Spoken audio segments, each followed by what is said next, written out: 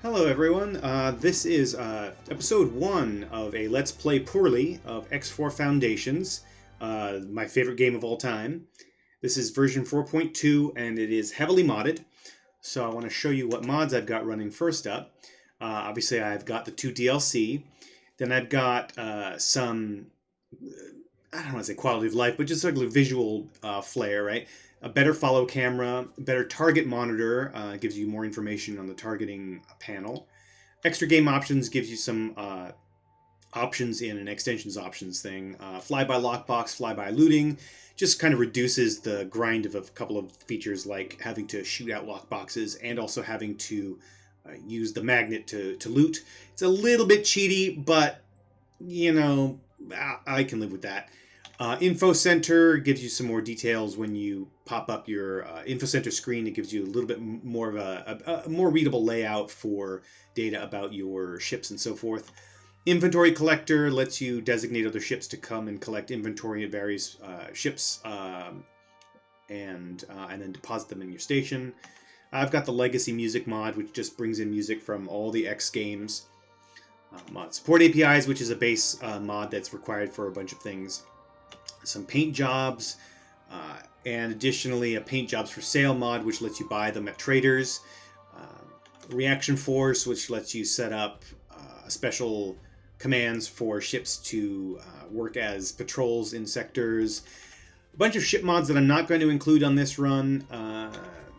Sector Explorer, Sector Patrol, very useful automations. Sir Nuke's Interact Command Collection is one of those base mod that is required for various things. Smarter turrets, another set of paint jobs. Again, I've turned off all of my weapons, ship, and mods like that. I don't run Variety and Rebalance Overhaul in this one. I usually play with that now. I didn't like it for the longest time, and then I just kind of got over myself, and now I love it. So I run a vanilla save, I run a VRO save, I run a Star Wars Inner Worlds save, and now I'm going to run a Vanilla Plus, or that's what I'm calling it, Vanilla Plus save, and I'm going to record that. Fire and Smoke just gives you the old explosions from X Rebirth, which are really gorgeous. GemFX improves the quality of the colors and saturation. And then pretty much every QWERTY mod there is, just a couple that I don't use, but I love them all. It adds to the role-playing quality of the game. UI extensions in HUD, accept mission for later, functional radar texture, reset the mouse, which is really important for people like me who use a HOTAS. I use the X56, but I don't want the mouse interfering. I don't want the cursor kind of in the way whenever I'm flying around, so I just have it move to a corner. That's what the reset mouse mod does. Trade analytics, alternative to death, auto camera, and autopilot, which is really nice and cinematic. And then a few things here that, like I said, add to the role-playing. Crime has consequences, emergent missions, friendly fire tweaks, hacking outcomes. Yeah, just I can't say enough good things about these mods. QWERTY just knocks it out of the park with every single one that he makes. Very worthwhile. The really good ones are going to be the social standings and citizenships, and the reputations and professions, which just add new layers of rep, basically, to the game that make it more complex, more immersive, makes you kind of do a whole bunch of different things, makes me go out of my comfort zone because I need to build stations in order to get social standing and citizenship, which I never really bothered with before, but now I will. So, anyway, those are my mods. We're going to start a new game. I'm just going to start with a young gun start. Typically, most people say that the best start is the Terran Cadet start because it has a lot of good in the aftermath of the opening stuff. But I've already played through that, and I don't really need that. And I imagine that. Oh God, stop talking. I imagine that people who have played the game before and are watching this won't need to go through that. I do recommend going through the Terran Cadet start if you have the DLC and if you've never played before, because it's just a really nice, smooth onboarding experience. I'm going to go with Young Gun. That is the base. That's the original one. It's my favorite one, just because. So we're going to do that. And here we go. Val Selton's log, day 1. I'm excited to get underway with this new ship. I'm not entirely sure what I'll do yet. Trading, exploring, am I brave enough to face combat? Whatever it is, I'm sure it'll be exciting. Here goes nothing. All right, now it's going to take a minute to load, so I'm going to pause the video and come on back when it's done. All right, and here we are. So, before we start, I do want to mention a few things. Sorry. First up, my computer is not the best. You can see my FPS counter in the lower right corner, perhaps. FPS right now is about 22. I tend to dip down to like 10 or 12 in some places, and I tend to max out around 30, 35. I'm an old man. I don't care about my frame rates. I can play a game at 20, 30 FPS just fine. I don't freak out. I don't complain. I don't get cranky. I don't make a fuss. I don't talk about it online and yell at everybody for not giving me 2000 FPS sweetness. So if you don't like slightly jerky gameplay, you can bounce now and I'll be fine. But if you're okay and comfortable with, playing a little bit of a chuggy game, then yeah, okay, it should be fine. Secondly, so my channel's brand, if there is one, is playing obscure games that I feel like need more presence on YouTube. I'm not interested in playing all the fancy new games that can get a lot of views. I'm not trying to be popular. I'm trying to make other things slightly more popular. Well, X4 isn't exactly an obscure game. It is, one of the top space sims that is out there right now. But most people play this game as an empire management game, which you can do very easily given the tools in the game, and build stations, make a production chain, conquer the galaxy, that sort of thing. Well, I don't play the game that way. I play it more as a cockpit sim in the style of Elite or Evercron or Elite Dangerous. That's how I play X4.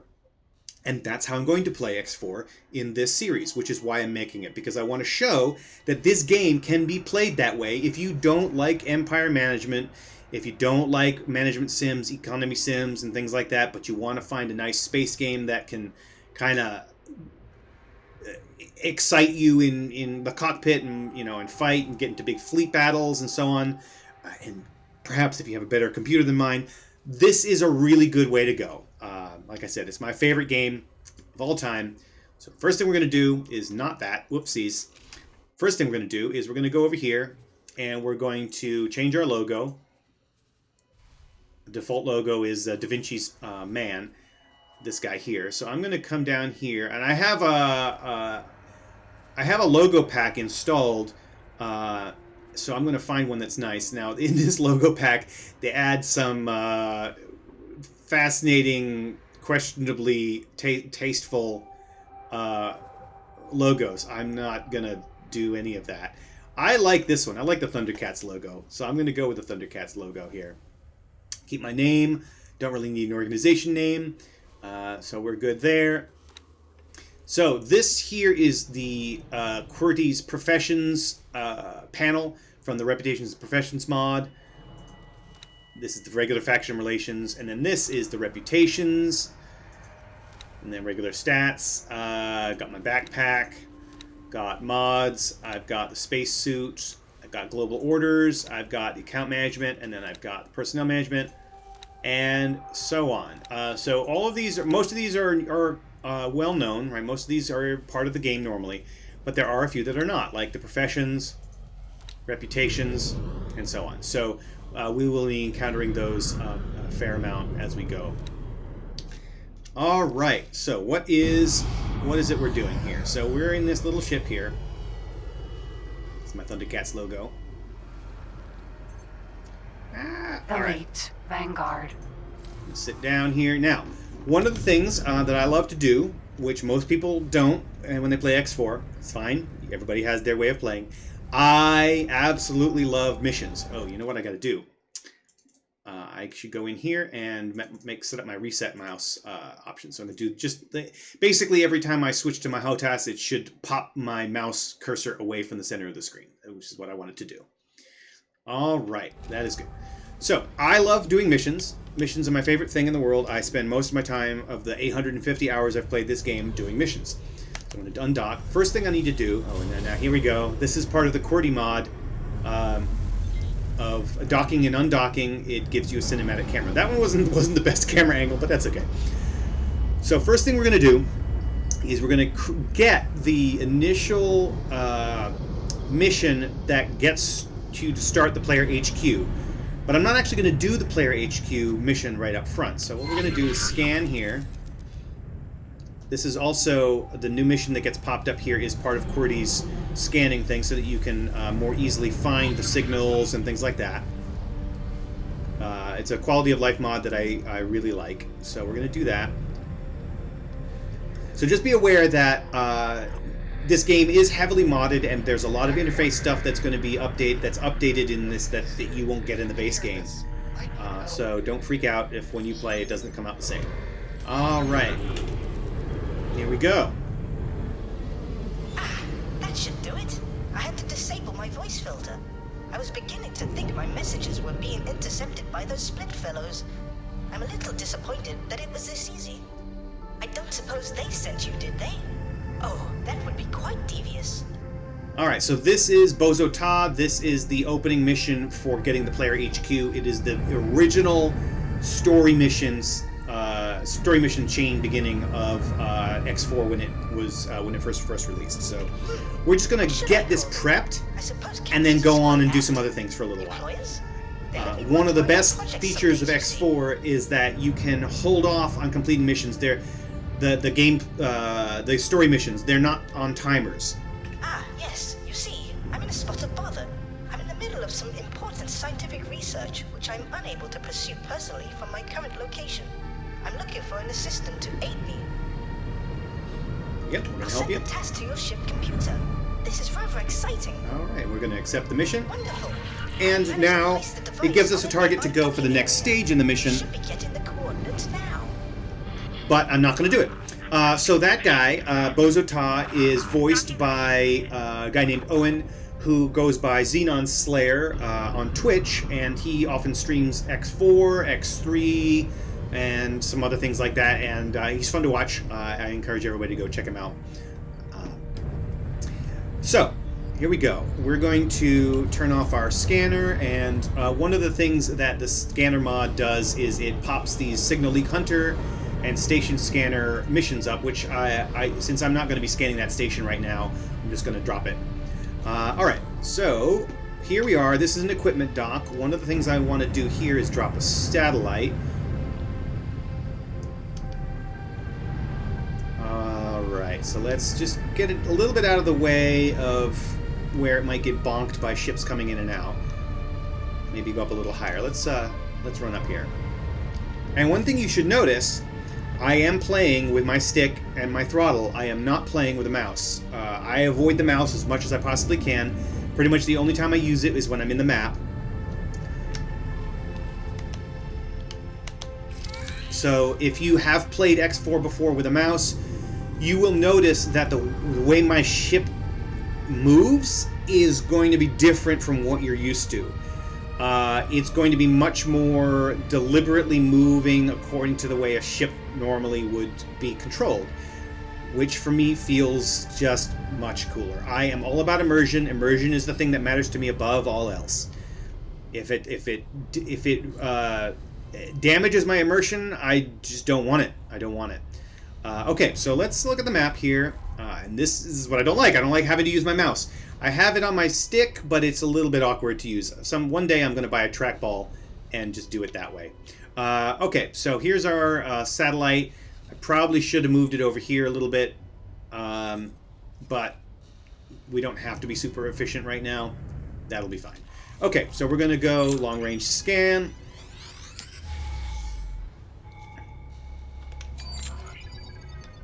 Check our map again. All right, we've got that gem gate. We have a very small section of space already known,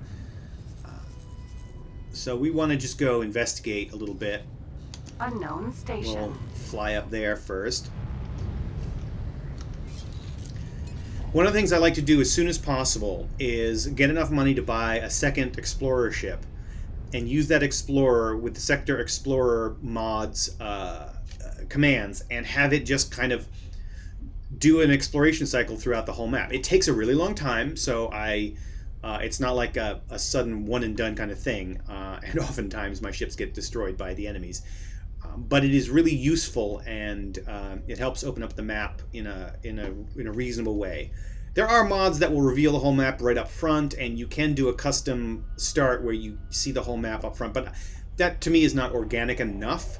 But also exploring everything by myself or having to shepherd a single ship sector by sector is also not super fun. So I do it this way. Alright, so we're approaching here. We have to get to within like 40 kilometers. There we go. Alright, so that's a microchip factory, and now we're going to go... Station. Over here. So a lot of people complain that they feel that the X4 flight model isn't quote-unquote realistic. But a lot of times they're comparing it to games like Elite Dangerous. And the problem with Elite Dangerous is that its flight model, while interesting, is the exact opposite of realistic. It really more mimics interwar fighters, like pre-jet airplanes, fighter planes from the late 1930s into the 1940s, because of the way that it has that blue zone sweet spot where you have to hit a certain throttle level to be able to get maximum turning. That's unrealistic in space, absolutely unrealistic. It is entirely something that comes out of World War II fighters and interwar fighters. And that was part of the design goal of that game. It was kind of trying to get that feel. Space combat in Elite Dangerous is slow speed, close up. It really is meant to mimic that feel, and I have no problem with it, but I don't like calling it a good realistic spaceflight model, because it absolutely is not that. On the other end of the scale, you have a game like Evacron Legacy or Arvok Alliance, where the flight model is very Newtonian, very explicitly trying to mimic realistic Newtonian physics when you turn off, say, the inertial dampeners, and you go into inertial mode. And then probably along on that end is maybe Star Citizen to a degree, but X4 Foundations is much, much closer to Evacron Legacy and maybe Star Citizen than it is to Elite Dangerous. People who play Elite think that this flight model is weird and clunky, but no, it is just it's a lot more realistic. It's not super realistic like Evacron, but it is much more realistic than Elite Dangerous, especially if you turn inertia off, if you switch to flight assist mode off like I'm going to do right here. One of the nice things about it is that I can actually thrust correctly when my inertial mode, my flight assist mode, is turned off. If I accelerate, it will in fact accelerate me. Whereas in Elite Dangerous, if I do that, it really doesn't work properly. So I can in fact change my thrust direction in flight assist off mode properly. And the other nice thing about it is that every ship handles very, very differently. Capital ships handle very differently from fighter ships, and it's very noticeable, which is again something that is true to a degree in Elite Dangerous, but the range of ship sizes in Elite, not including the carriers, which aren't flown directly, is very narrow. It's a narrow band of sizes, whereas in this game you get the full range, and so you can definitely get a different feel for things. Oh, there's a bad guy. There's a criminal transporter. Let's shoot him down. Please, let's be. Got him. Okay, so I'm going to get a little bit of a credit from that. As long as I'm not hitting the station, I'm going to be good. All right, so we've scanned that. Let's see if there's anything else out here that we can look at this distance. Oh, there's something. That little purple thing is probably the anomaly that we'll have to go to with the PHQ mission. But we're not doing that right now. Okay, there's a station out here. Let's go out there. What I'm waiting for is for some kind of a mission that I can pick up to do. So I can't really do much trading in this ship because I'm in this little dinky-doo. Thanks for your help. Oh, that's the money. I got 500 credits for that, for shooting down that bad guy. So this is my little dinky-doo ship. It doesn't have a lot of cargo space. This one is, what is this guy? It's an Elite Vanguard. So yeah, it doesn't have a lot of space. I can't really do much trading with it. And I also don't know a lot of places to go trade. So I really am waiting for a mission. I may, if I don't find one right away, I may go do the PHQ startup mission, because you do get a little bit of money from that near the beginning. But I want to get a couple 100,000 credits so I can buy a secondary ship to do my sector exploration, and then a little mining ship to do some dinky-doo mining at the beginning. Again, I am not a mini-maxer. I'm not trying to optimize my gameplay. I'm trying to enjoy the immersion of the game. So I am never going to try to accelerate and race to some kind of condition. I'm never going to try to zoom towards an end game. I don't care about building a whole bunch of stations. I don't care. It's not my thing. Ooh, I can't do that. I will die if I try to shoot out that thing. But I could take the mission and just kind of hang on to it if I want to do it later on. But these aren't missions that I will generally take early on, so I'll just leave it. Alright, can I do anything long-range scan-wise out here? Nah, not really. Okay. Jump We're going to head over to the jump Second gate. Contact. Alright, and if we don't come up with anything by then, we will go and do that starting mission just to make something interesting here at the beginning. Let me really briefly switch out and see how far we've come. We're 20 minutes in. I think the sound stops when I tab out. But that's okay. Not much is going to happen in this first episode. I might go a little bit longer than usual just because the beginning was mostly just showing the mods and stuff.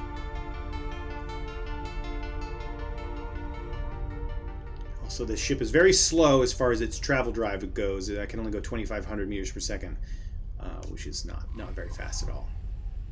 And that little exclamation mark over my head there means that I don't have a captain, and I need to hire a captain at some point, which I could probably do right now by going to the equipment dock and grabbing a service crew and then promoting him to captain, which I may do. Alright, so we're about to get into the zone of the into view of the jump drive, or the jump gate. There we go.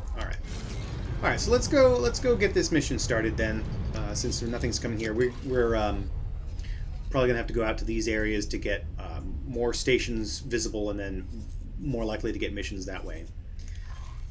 Missions are associated, they're linked to stations, so if you're in a sector and there are stations that you know about, you can get missions from them if they populate, but if you don't know about them, they won't show up, and if you're not in that sector, they won't show up. So yeah, we're gonna slowly make our way over.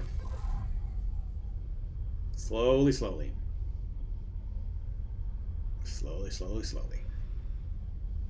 But yeah, so I'm rocking 27 FPS. I know there's a lot of people who would look at that and be like, "Oh God, how can you live? How can you survive? That's atrocious. If it's not 3 times that, I don't even want to play." Well, I mean, it's fine. It's fine. Looks fine. 18, 17 FPS. I mean, it's a little bit bouncy. Like I can see the asteroids hopping, but so they still look cool. Game still runs. I can live with it. All right, yeah, we're heading back to the equipment dock. So I have to land, and we have to go pick up the interface unit on the ground somewhere. It's one of the few times that having space legs matters really in the game. But as you'll see as we go forward with the QWERTY mods, there's a lot more interactivity, a lot more reason to go on foot, because you need to do other things like hacking and stuff like that, which you really will need to do with QWERTY installed. QWERTY's mods installed, it just kind of, they layer together into a really interesting, complex way of adding to the roleplay experience of the game. All right, so coming in close here.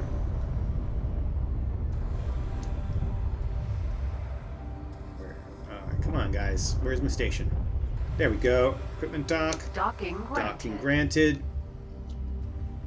Gonna just boost in here a little bit. Oh god. I always do that. Okay.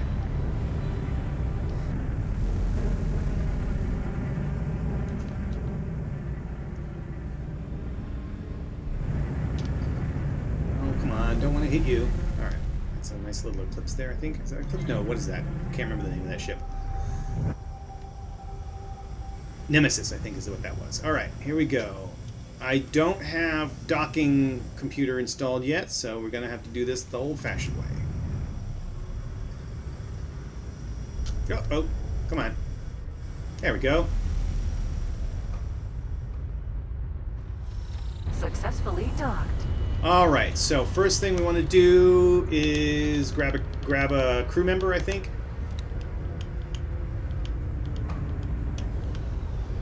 Oh, damn, that's expensive. Yeah, alright. Well, we're going to do it anyway.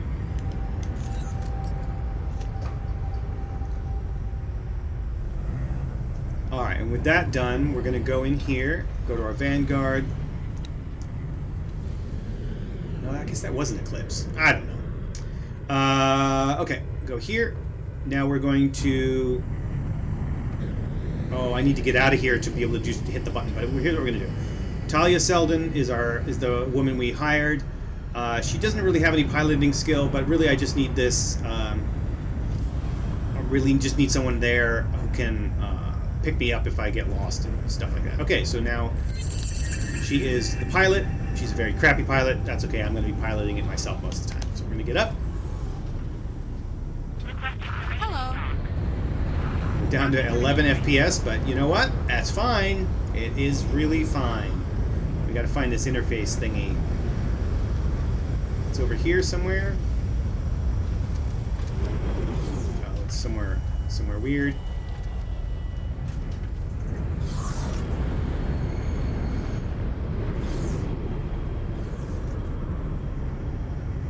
Sometimes they end up in places where you can't pick them up or they're really hard to find, but this time it's pretty easy. Okay.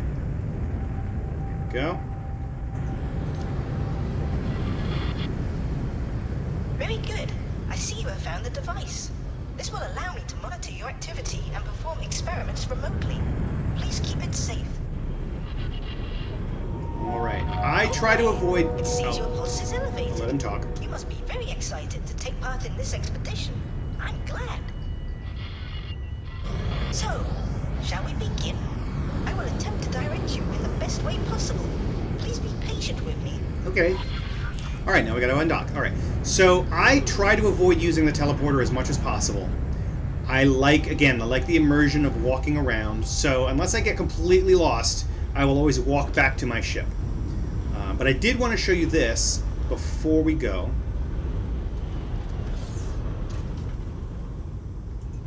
You can see here, the engineering section and the security office are locked because high security areas are locked. There's a mod that I have, Cordy's mod, high security areas are locked. I think that's what it's called. In order to get in here, we actually have to find a black marketeer to give us codes to get in so we can get into there. And that's not easy, right? It's just a nice bit of gameplay, a bit of role play that gets added by that mod, and I love it. So here's my ship. Let's get back in. Oh, all right. Hello there. Oh, and that's another mod, the NPC mod of some sort. It now, that's, again, Cordy's mod. When I get back onto my ship and my pilot is there, she'll get up and leave, so I don't have to tell her to get up. Captain. Go.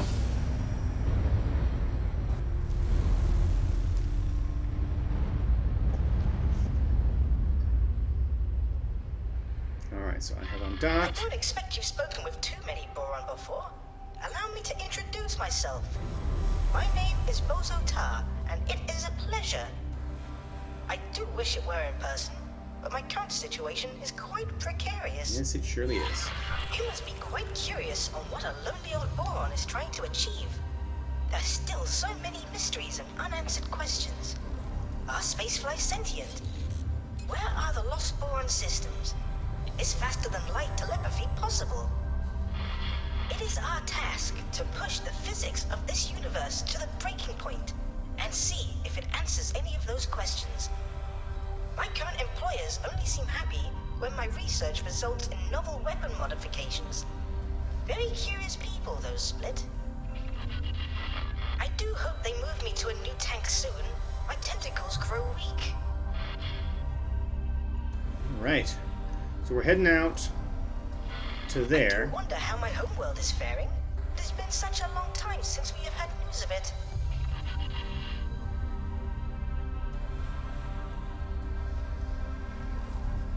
Alright, so we're just going to go to the edge of that because we're going to have to do a long-range scan to find what he wants us to find, and we don't want to be in the center of it because then we kind of have to, like, spin around like we're the frickin', what is it called? The Blossom something from The Last Starfighter? I can't remember the name of that thing. And it's very annoying to do that. So we're just going to go right to the inside edge here. So I'm going to slow down. There we go. You appear to be getting close to where I detected an anomaly. Could you please try using the long-range scanner to search for an anomaly in this vicinity? There we go. Boom! There it is. Aha! There it is. If reports are to be believed, these anomalies are tears which may lead to other areas of space, much like the jump gates. I suggest you mark the location of the anomaly on your map. I plan to. Give me a minute. So, how adventurous do you feel today? Thanks to my research, I do have a fair idea of where you may end up. Of course, the quickest way to confirm my theory is to put it into practice. One time, I was playing this game, I had version 2.0 or something, and I got the weirdest glitch where I started a new game, I came in here, went into the anomaly, and boom, I ended up in Xenon space, and it was immediately obliterated. So ever since then, I'm always crossing my fingers, and I'm always gonna I'm gonna come up here. Oh yeah, I'm gonna drop. I'll drop the beacon. Don't worry, guys. I know what I'm doing. There is actually a mod that lets me turn off the help, but I forgot to put that on. I forgot to activate it. All right, so here we go. Coming up close. There's the anomaly. I can see it. You may not be able to see it. All right, so it's pushing us away. So here we go. We're gonna drop the nav beacon. There we go. And then what I'm going to do now is I am actually going to save the game, and we're going to call this one Arquebus.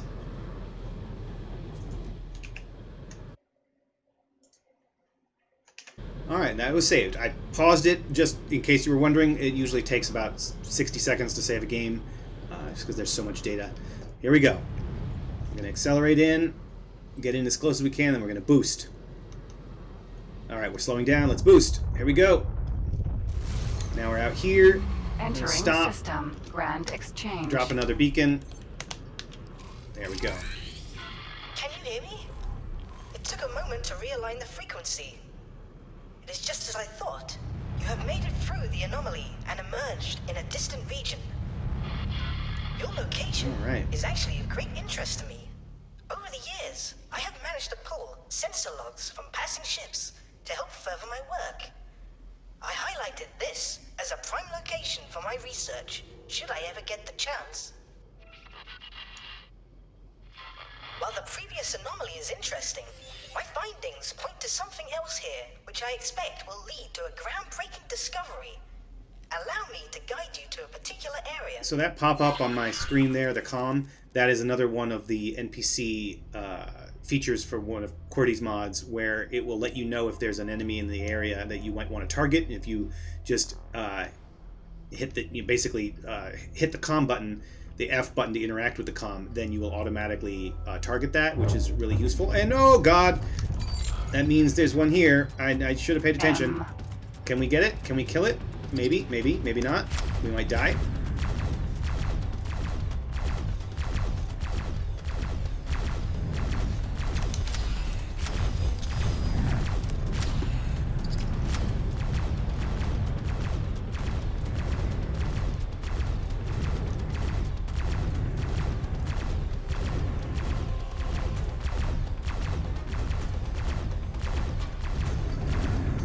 so I have my FA off.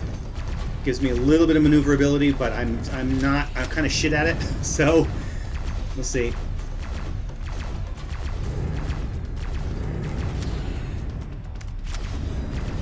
And my ship is crap, but luckily he's not very dangerous right now. He's trying to get away. Come on, keep shooting at him. As long as I keep hitting him, he can't boost.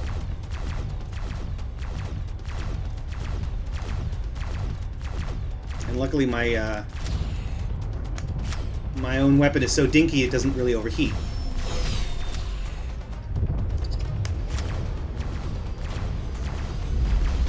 Almost got him, almost got him. Come on, come on, come on.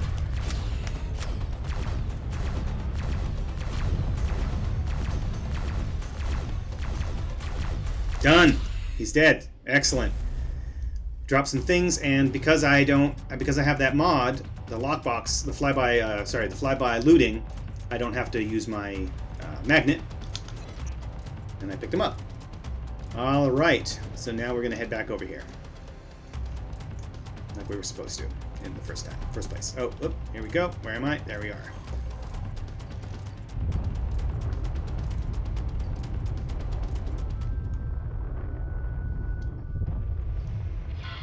I am currently evaluating Right. what equipment we will need to make the most of this location.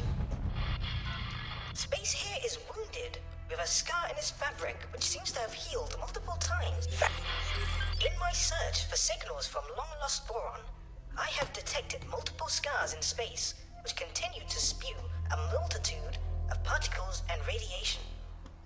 In a bustling sector such as this, it would only be seen as background noise. However, some of the noise seems to have artificial form.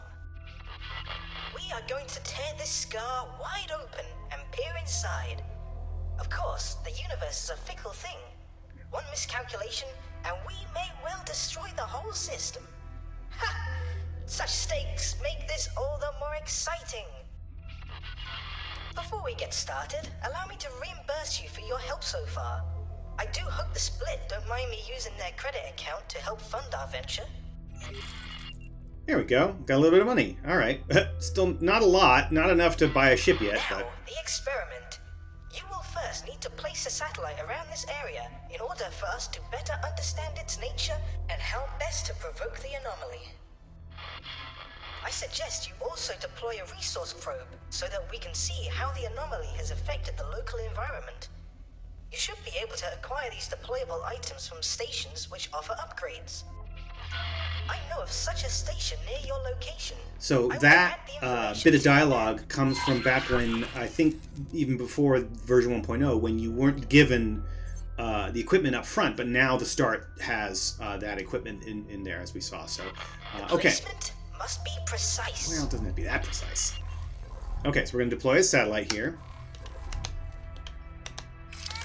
That's done. Oh, there's also a mission we could Good get. work. I'm receiving a much clearer signal from the tear. Almost immediately, I can see that there are far more gravimetric shears here compared to any other anomaly ever documented. That indicates mass. But of what? All right. This shows some similarities with a jump gate event horizon. But there is something else. Could it be a temporal distortion? Perhaps dimensional? Very interesting. Would you please deploy a resource probe in this specified area? I'm curious of this environment. Okay, we'll do that. First, what I want to do over here is take a look and see what mission this might be.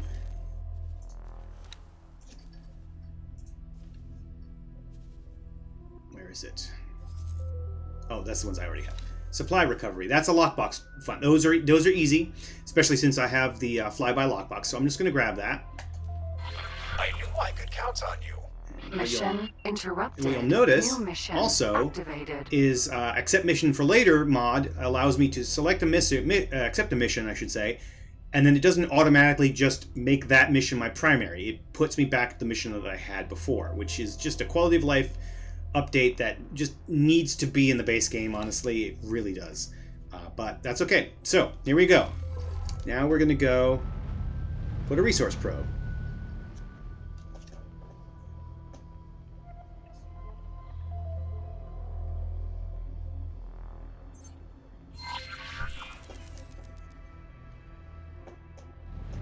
go.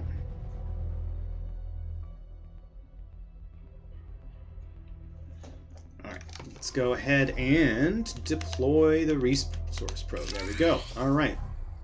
You will now be able to see the yields of the resources in the area, Yeah. should you wish to extract them. As for our research, it seems that nearby objects are covered in exotic particles, possibly spewed from the anomaly. I hate to be a bother, but I have an idea on how to proceed. Okay. We will need a ship to be Okay. flown to a very precise location near the anomaly. If we fit the ship with the right equipment, we may be able to open the tear wider Yes. and Excellent. have a better idea of what is on the other side. He's going to give me some money to go buy a ship. And I'm just going to use it for something else. End up in the ship's destruction, so I will help cover the expenses of acquiring a new ship for the task. There we go. So I can buy a ship, and then I can use it for a while, come back to this mission whenever I want. Don't have to do it right away. And I don't have to use the ship that I buy with this money. So what I'm going to do is I am going to buy a ship, but I'm going to have to go all the way out here to do it, to buy it.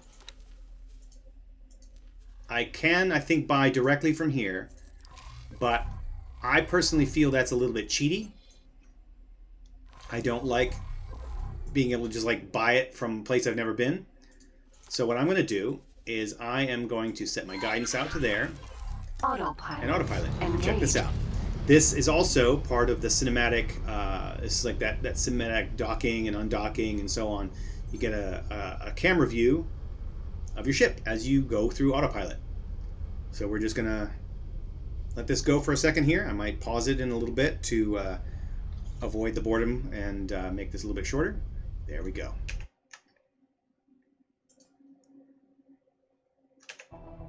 I just realized, after pausing for just briefly, that I actually don't know the way. my autopilot doesn't know the way to Argon Prime from here. I do. I mean, I know I have to go find it, but it's going to take a lot longer, and it's going to involve gameplay that isn't just sitting around waiting. So I don't want to. Not show it. So what I'm going to do instead then is I'm actually going to do the thing I did want to do, so I can end this episode with some kind of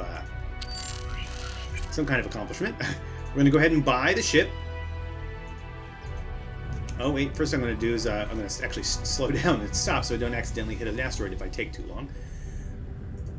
We're going to buy a ship. We're going to buy Mr. Dinky Little Discoverer, I think. Yeah, that one's a really cheap one, right? The other ones are not so cheap.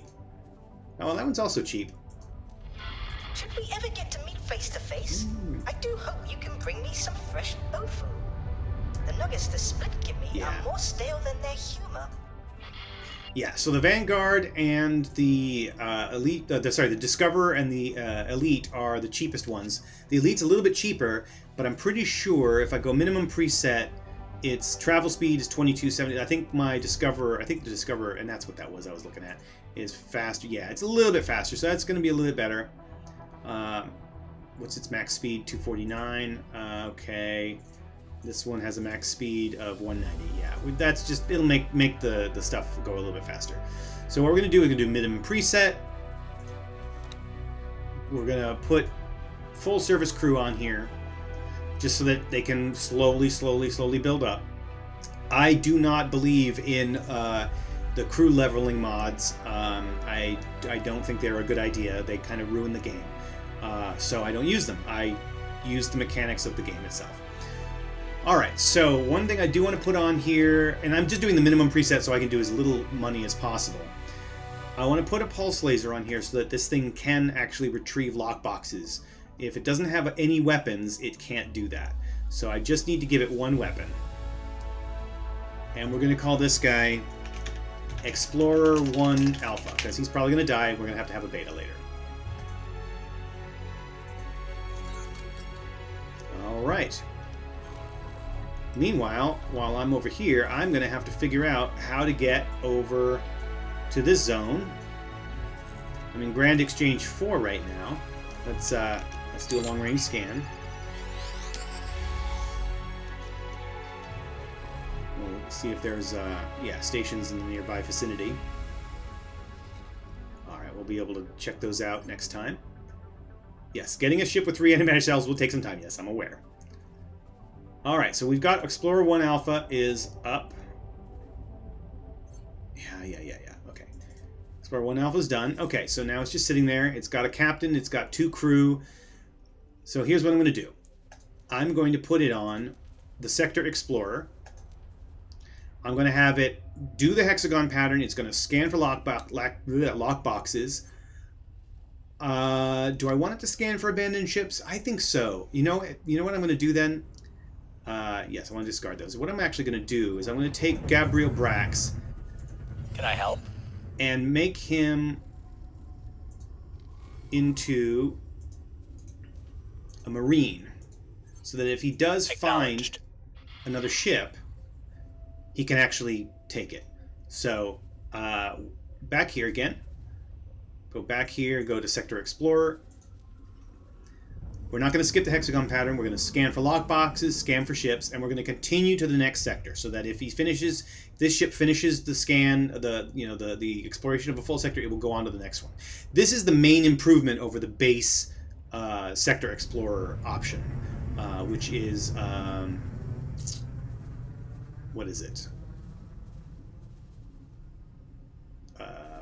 What is it? Is it even in here? I don't even remember now. I've never used it. I don't use it anymore. I think it's like revisit known state. No, there's something I'm missing. It doesn't matter. Doesn't matter. We are in Sector Explorer. We're not going to worry about the blacklist right now. We're probably going to end up regretting that because it's going to put us in Xenon space, but I don't want to deal with setting up the blacklist right now. That's fine. And we're going to use satellite probes. This just makes the exploration go a lot faster. When it's without satellite probes, the ship itself has to do the spiral pattern. If we use satellite probes, it just drops the satellite and moves the satellite around in a circle over and over and over again, and it's just a lot faster. And it's very cool. I'm glad that someone came up with that idea. So we're going to confirm. It's going to undock and start doing that in Argon Prime. And with that, we are going to end this episode. And next time, we will continue exploring. We will continue working on this mission and some others. And hopefully make a little bit of money and buy a miner and start bootstrapping ourselves into exciting territory. Thanks for watching. See you next time.